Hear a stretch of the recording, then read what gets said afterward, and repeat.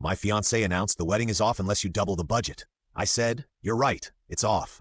Then I used the wedding fund to buy Bitcoin. When it tripled 6 months later, her mother called, begging me to reconsider. I, 29, male, was supposed to marry Brooke, 27, this past June.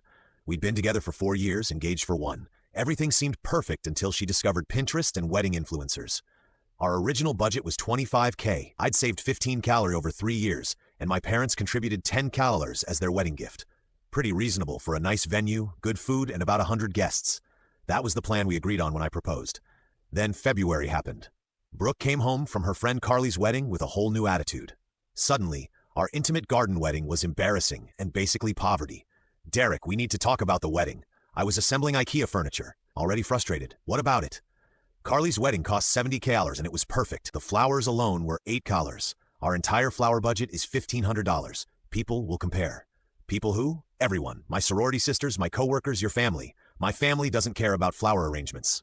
She rolled her eyes. That's because they don't understand class. Look, I've been thinking. We need to double the budget minimum.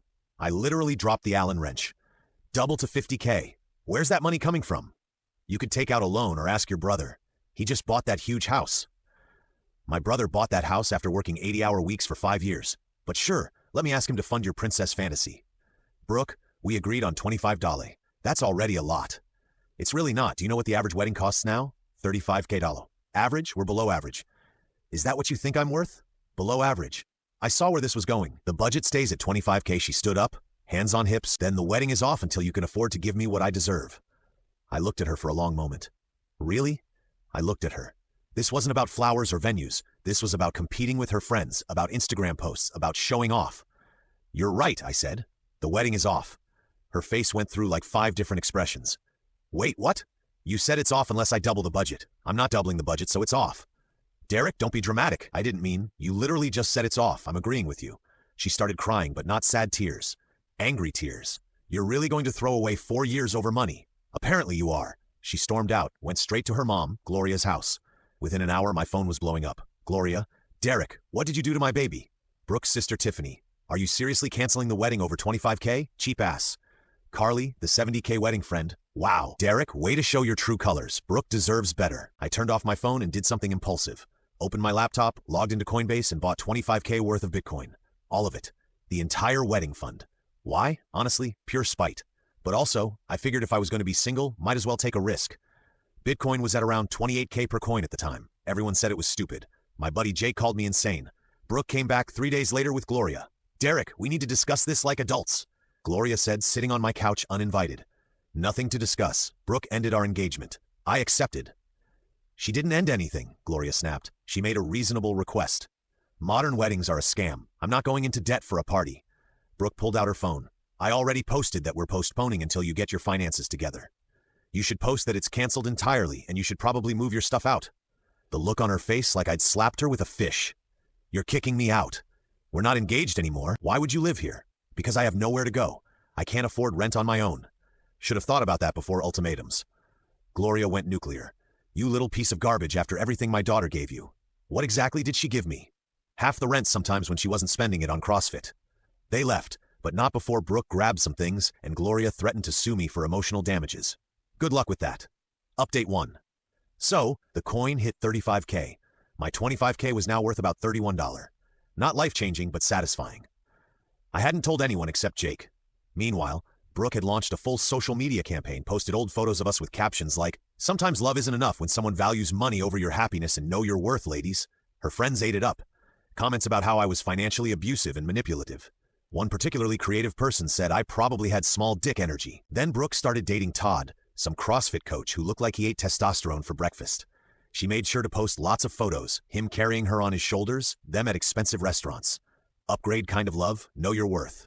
Whatever. I was focused on work and watching my Bitcoin. Then I got an interesting call from our former venue. "Mr. Derek, this is Patricia from Rosewood Gardens. I'm calling about your deposit." "All right, can you process the refund?" "Actually, there's an issue. A Miss Brooke called saying she's still planning the wedding and wants to change the date, but she needs access to the deposit. We're not together anymore. Please process the refund to my card. I'll need that in writing. Also, she was quite aggressive with our staff. We've actually banned her from the property." Apparently, Brooke had shown up demanding they transfer everything to a new date with Todd as the groom. When they said they needed my authorization, She'd thrown a spectacular fit, called them worthless service workers, and threatened to leave bad reviews everywhere. They refunded my $3,000 deposit immediately. But Brooke wasn't done. She started telling people I'd stolen her wedding money, that she'd contributed equally. She'd contributed exactly $0, that I was holding her inheritance hostage. The inheritance part was especially creative since the only thing she'd inherited from her grandpa was a 1997 Honda Civic with no AC. Then came the extinction burst. Wait, no, that's too predictable. Let me call it what it was, the meltdown. Brooke convinced Todd to confront me at my gym. Not my regular gym. I'd switched after we broke up, but somehow she found out where. I was mid-bench press when this roided-out dude appeared. You Derek? Kind of busy here, man. I'm Todd, Brooke's boyfriend. I racked the weight. Congratulations. You need to give her back her money. What money? The wedding money. She says you stole 30 grand from her. I actually laughed. 30? It was 25K, and it was never hers. Don't play games, bro. Be a man and give her what's hers. Tell you what, Todd. Show me one receipt, one bank transfer, one piece of evidence she contributed to that fund, and I'll give her every penny. He stood there, probably trying to figure out if he could bench press me through the wall. She doesn't have receipts, but because she never contributed. Anything else?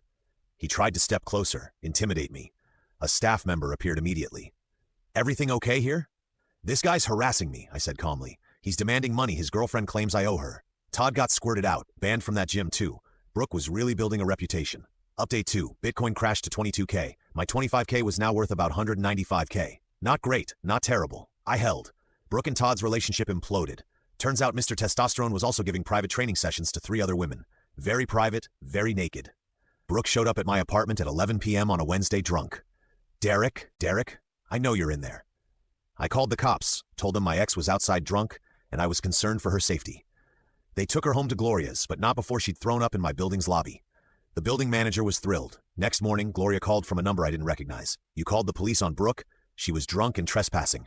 She was trying to apologize. At 11 p.m., drunk, screaming. You ruined her life. She could have had Todd, but she was hung up on you. Todd? Who was cheating on her? That's not how, did you? She needed closure. She got closure when she ended our engagement over flower budgets. Gloria's next move was fascinating. She called my mom. My mom, bless her, is not one to mess with. Former Marine, current no-nonsense. Mom called me. Gloria just spent 40 minutes crying about how you're ruining Brooke's life. Want me to handle this? What did you say? That Brooke made her choice and choices have consequences. Then Gloria called me a bitter old woman who raised a failure. Oh no. Oh yes, I've got her number now and her Facebook and her husband's work email. Mom, please don't. Already done. Sent Harold their whole family's Instagram history. All those posts about you being cheap and abusive. He wasn't aware his wife and daughter were harassing my son online. Harold, Gloria's husband, was apparently not aware of any of this. He'd been traveling for work. Thought the wedding was postponed for compatibility evaluation or something. He was not happy. Update 3. Bitcoin hit 52K. My 25K investment now worth approximately $46. I woke up to 18 missed calls from Gloria. Not Brooke. Gloria. The voicemails were something. Derek, sweetheart, it's Gloria. I think we got off on the wrong foot.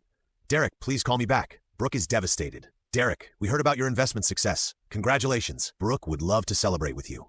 Derek, you selfish prick, call me back. Then Brooke started texting from different numbers. Hey, heard you did well with crypto. Good for you. We should talk. I've grown a lot. I always believed in us. The wedding stuff was just stress. Please, one coffee. I know you're reading these.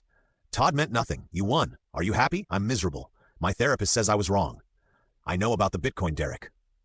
How did they know? Jake's girlfriend, Bailey, worked with Brooke's friend, Qley. Jake mentioned it to Bailey.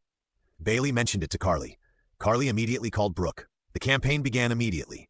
First, Brooke created a whole Instagram post about the one who got away with our old photos. Tagged me in it. Her caption was a masterpiece of manipulation. Sometimes you don't realize what you have until it's gone. Derek, you were right about everything. I let material things cloud my judgment. You tried to build a future while I was planning a party. Please forgive me. Second chances, growth might, love wins. The comments were hilarious. Get him back, girl. He doesn't deserve you, queen. Men like that don't exist anymore. Then came the ambush. I was at Whole Foods when Brooke appeared in the cereal aisle. Full makeup, sundress, looking like she'd stepped out of a rom-com. Derek, what are the odds? Pretty high since you follow my Instagram and I posted about needing groceries. She laughed nervously. Okay, you got me. I needed to see you. Why? Because I made the biggest mistake of my life. An older woman stopped to watch. Brooke knew she had an audience. I was stupid and shallow, and I lost the best thing that ever happened to me. The best thing that ever happened to you is currently worth $46K. The older woman gasped. Brooke's face cracked for just a second. I don't care about the money. Really? Then you won't mind that I'm planning to hold it long term. Maybe 5 years. could be worth nothing by then. I don't care. I want you. No thanks. I left her there. The older woman said something to her, but I didn't catch it. That night, Gloria showed up with Harold and a bottle of wine. We come in peace, Harold said, looking exhausted. I didn't let them in, but I stood in my doorway. Gloria launched into a speech. Derek, I've been a terrible future mother-in-law. I pushed Brooke to want things that didn't matter. I filled her head with nonsense about fairy tale weddings. It's my fault, but you two are meant to be together. We're really not, Harold finally spoke. Cut the crap, Gloria. Derek, she wants the Bitcoin money. She's calculated that if you got married, she'd be entitled to half in a divorce. Her sister's boyfriend is a paralegal and gave her the idea. Gloria turned red. Harold, what? Kid deserves the truth? They think if they can get you back for just a few months, get married quick, she can divorce you and take half. I looked at Gloria. Is that true? She couldn't even look at me. It's not, we just thought. Get the hell away from my home. Harold dragged her away. Sorry, kid. I tried to talk sense into them. Good luck. Update 4. Bitcoin dipped to 48K, but I held. Still way up for my initial investment. Brooke's plan had failed, but she wasn't done. She started a GoFundMe. I kid you not. The title, Help Me Rebuild After Financial Abuse. The description claimed I'd manipulated her into giving up her life savings for a wedding, then stole it all to gamble on cryptocurrency. She raised $73 from 3 people. One was her mom. But here's where it gets interesting. Remember how I said Brooke was bad with money? Turns out she owed quite a bit in credit card debt, like $18. Quite a bit. Gloria had been making minimum payments for her. When Harold found out about the GoFundMe, he cut them both off completely. No more credit card payments, no more phone plan, no more car insurance. Brooke had to move back in with them and get a second job at Target. She lasted 3 days before quitting because working retail is beneath me. Then Tiffany, Brooke's sister, reached out to me privately. Derek, I'm sorry about all this. Brooke's lost it. She keeps saying you two are destined and the universe will bring you back together. That's concerning. It gets worse. She's been driving by your place. She knows your schedule. She's convinced you're dating someone because you posted a photo at a restaurant and there were 2 plates. The photo was me and Jake celebrating a work promotion. But okay, thanks for the heads up. There's more. She applied for a loan to invest in crypto because if Derek can do it, it must be easy. She got denied and blamed you for gatekeeping financial information. I installed a security camera the next day. Good thing too. Caught Brooke trying to stick something under my door at 3 a.m. It was a 10-page letter about our cosmic connection and how she'd consulted a psychic who said we were twin flames. The psychic cost $300. Money she borrowed from Qley. Speaking of Qley, she called me from Brooke's phone. Derek, Brooke needs closure. She got closure when she ended things. No, real closure. She can't move on. That's not my problem. Wow, you really are cold. She was right about you. I thought she said I was her twin flame. That's what I thought. The call stopped for about a week. Then I got a LinkedIn message from Brooke's dad, Harold. Kid, thought you should know. Gloria and Brooke are planning something. Overheard them talking about your company's HR department. Be careful. Sure enough, 2 days later, I got called into HR. Derek, we received a complaint about you harassing a former partner. My stomach dropped. What? A Miss Brooke submitted screenshots of texts she claims are from you. They showed me the texts. Completely fabricated stuff like, you'll never find anyone better than me, and I own you, and other psycho crap I'd never write. These are fake. I haven't contacted Brooke since we broke up. Check the phone numbers. They did. The numbers didn't match mine. HR dismissed it immediately, but documented everything in case she escalated. She did. Next, she contacted 3 of my exes, found them through Facebook, told them I was dangerous and financially manipulative, and tried to get them to make complaints. All 3 contacted me immediately. My ex, Rachel, actually sent me screenshots of Brooke offering her $500 to share her story about me. Rachel's response, Derek's the most boring, stable guy I know. We broke up because he wanted to stay in and play board games every Friday. Try again. Thanks. I think, final update. Bitcoin hit $51. Hey, I sold half my position. Walked away with $23K in profit after taxes. Kept the rest riding. Used some of the profit to pay off my car. Put the rest in boring index funds like the boring stable guy I am. Then the news broke. Brooke had started dating someone new. Roger, a 58-year-old divorced dentist she met at her temp job at a dental office. But here's the kicker. She told him she was 23 and that she was a social media consultant, taking a break from her exhausting career and that she'd never been engaged before. Roger was smitten. Started talking about marriage after 3 weeks. Brooke was posting about her mature king and how age is just a number when souls connect. Gloria was thrilled, posted constantly about how Brooke had found a real provider and someone who knows her worth. Then Roger's adult daughter found Brooke's old Instagram posts.